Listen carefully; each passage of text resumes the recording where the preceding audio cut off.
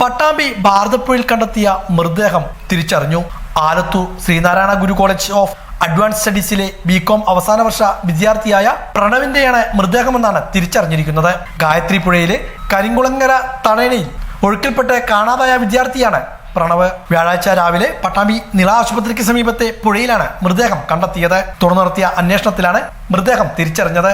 2 ദിവസം മുമ്പാണ് കൂട്ടുകാരുമൊത്ത് ഗായത്രി പുഴയിൽ കുളിക്കാനിറങ്ങിയ പ്രണവ് ഒഴുക്കിൽപ്പെട്ടത്. കാവശ്ശേരി കഴനിച്ചങ്കം കിഴക്കേപ്പാടം ശിവരാമന്റെ മകനാണ്. സഹപാഠിയുടെ പിറന്നാൾ ആഘോഷത്തിൽ പങ്കെടുത്തതിനു ശേഷം ക്ലാസ്സിലെ 8 പേർ ചേർന്ന് ഗായത്രി പുഴയിലെ തരൂർ കരിക്കുളങ്ങര തടയിൽ കുളിക്കാൻ ഇറങ്ങിയതായിരുന്നു. കാലവർഷം കനത്തോടെ ഷട്ടറുകൾ തുറന്ന് ശക്തമായ കുത്തൊഴുക്കുണ്ടായിരുന്നു. ഈ സമയം കുളിക്കുന്നതിനിടയിൽ ആദ്യം ഒഴുക്കിൽപ്പെട്ട സുഹൃത്ത് തടയുടെ ഷട്ടറിൽ കുടുങ്ങുകയായിരുന്നു. സുഹൃത്തിനെ വലിച്ചു കയറ്റുന്നതിന് ശേഷമാണ് പ്രണവ് ഒഴുക്കിൽപ്പെട്ടത്. കൂടെയുണ്ടായിരുന്നവരുടെ ഉച്ചത്തിലുള്ള നിലവിളി കേട്ട് നാട്ടുകാർ ഓടിക്കൂടുകയായിരുന്നു. തുടർന്ന് ഫയർഫോഴ്സ് ഉൾപ്പെടെയുള്ളവർ സ്ഥലത്തെത്തി തിരച്ചിൽ നടത്തിയെങ്കിലും മൃതദേഹം കണ്ടെത്താനായില്ല.